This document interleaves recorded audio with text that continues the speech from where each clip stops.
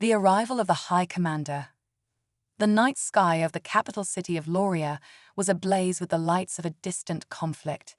Amid the chaos, High Commander Rekar of the Vortax Empire surveyed the scene from his command ship, his reptilian eyes gleaming with a mix of curiosity and contempt.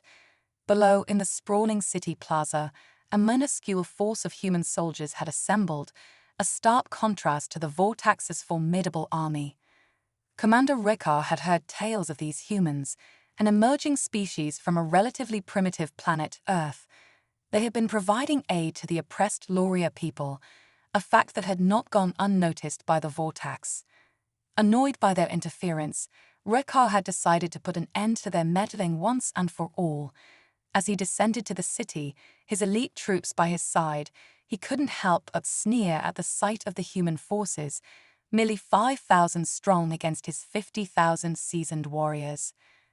The humans, armed with primitive kinetic weapons and huddled behind light armored vehicles, looked laughably inadequate compared to the Vortax's advanced plasma rifles, battle tanks, and gunships. Rekar's voice boomed with disdain as he addressed the human commander, Colonel David Chase. "Surrender now, or face annihilation. You have 1 hour to flee this planet, or we will crush you." Colonel Chase, a grizzled veteran with a stern demeanor, met Rekar's glare with unwavering resolve. "We're not going anywhere," he replied firmly.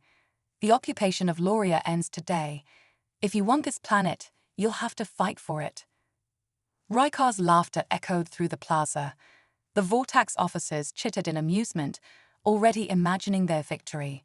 Yet, as the ultimatum ended and Rekar's forces prepared to advance, the humans remained steadfast, their determination unshaken despite the overwhelming odds.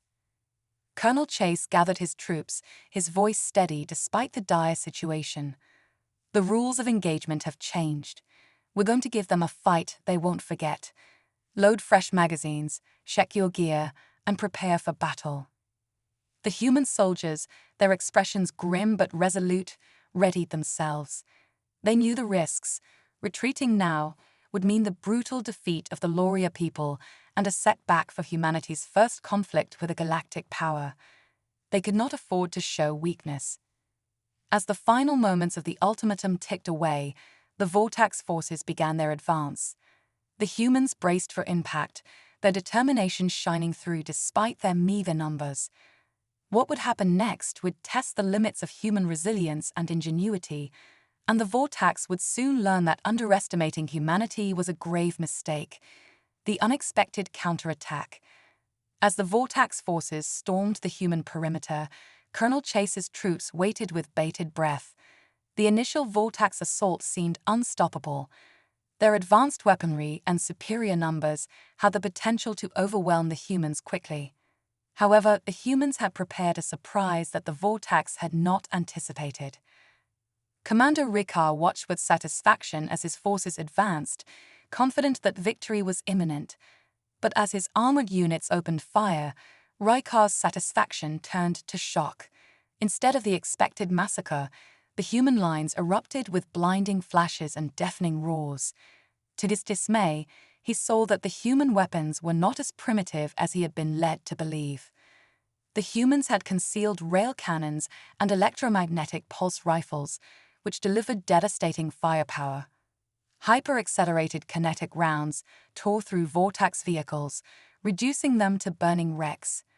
The Vortax forces, initially confident, were now in disarray, struggling to comprehend the scale of the human counterattack. Rekar's rage grew as he watched his forces falter. He had underestimated the humans, a mistake he vowed to rectify.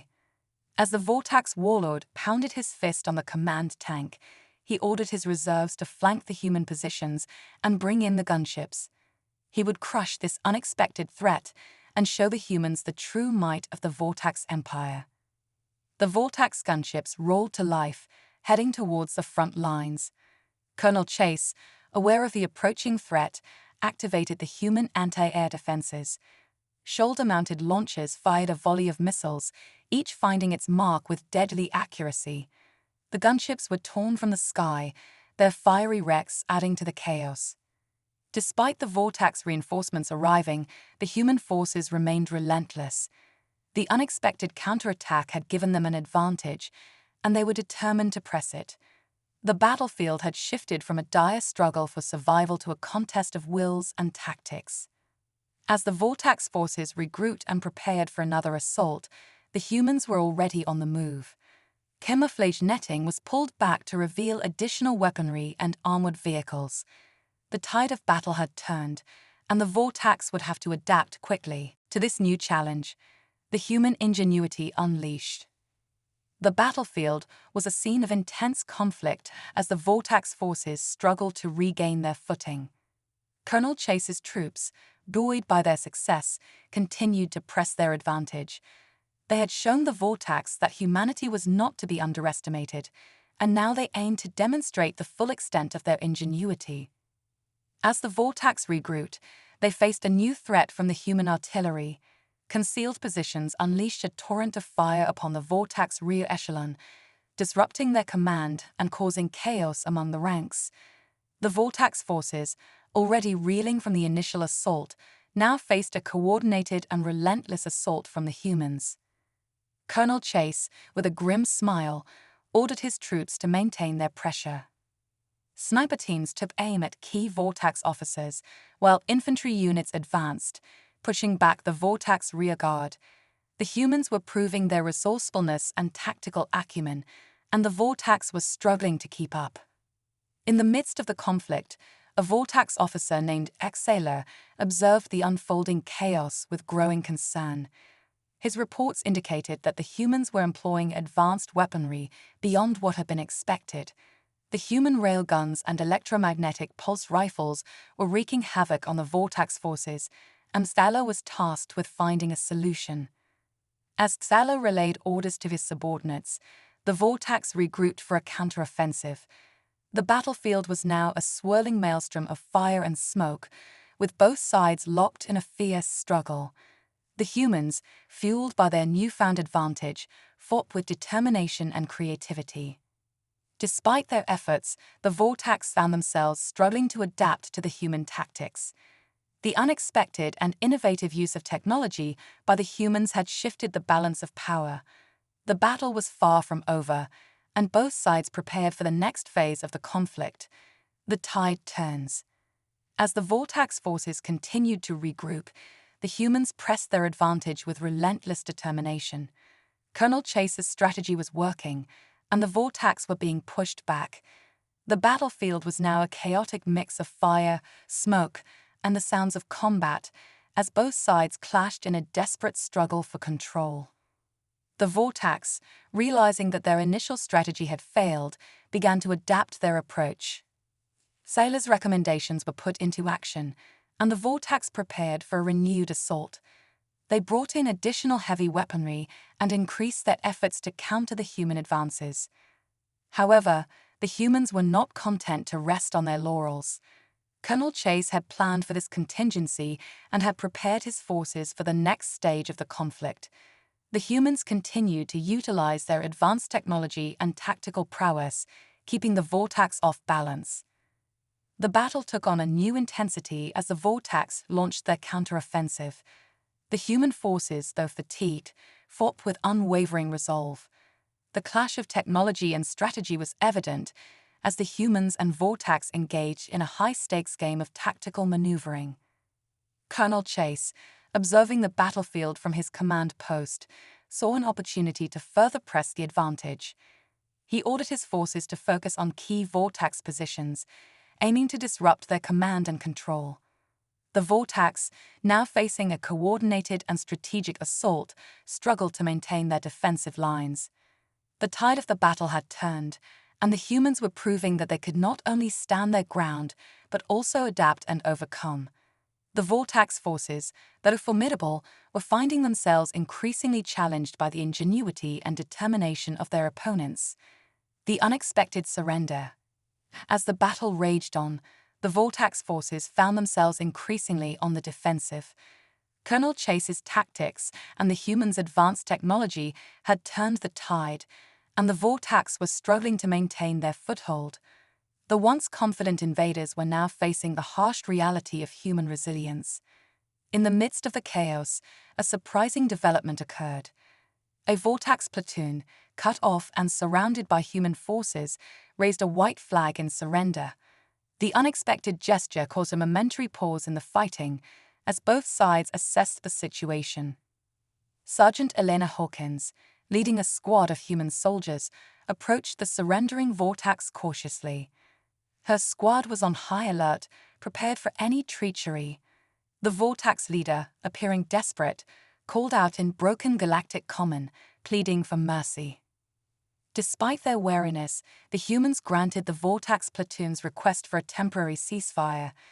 The Vortax leader, speaking through a translator device, explained that their situation was dire, and they had no choice but to surrender to avoid further bloodshed. Colonel Chase, weighing the situation carefully, decided to accept the surrender under strict conditions.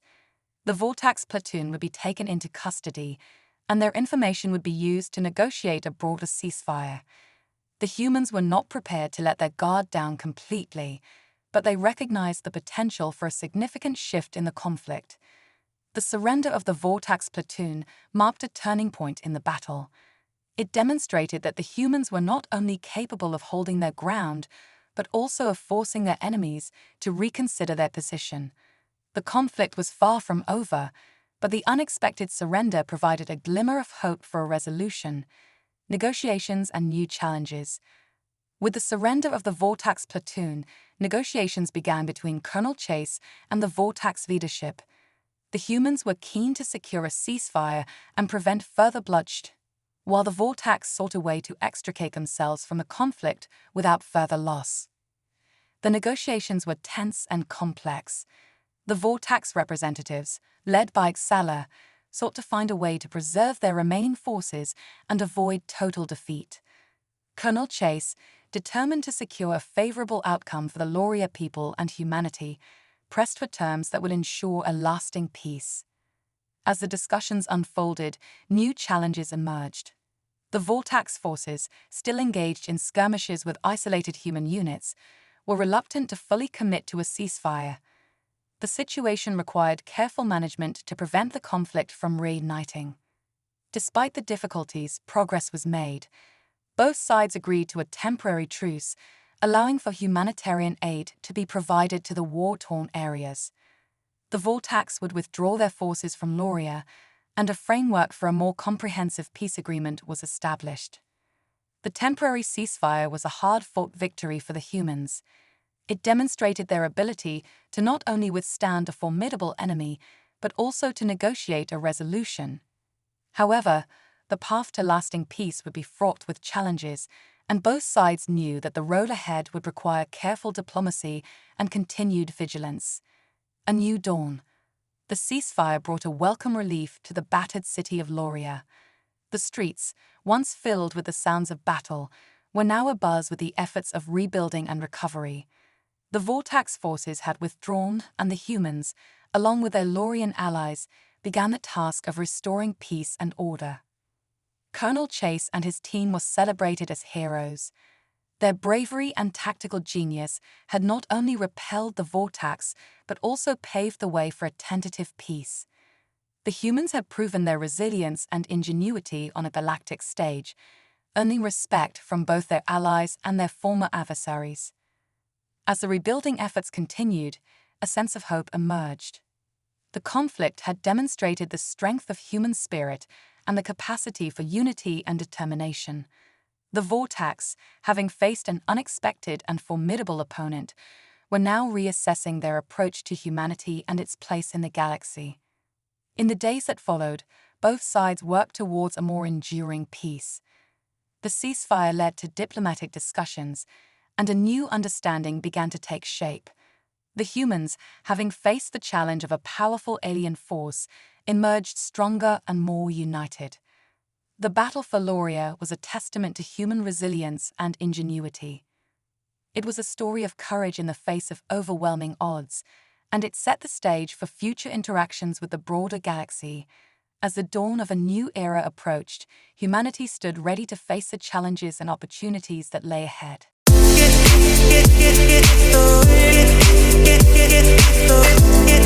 Get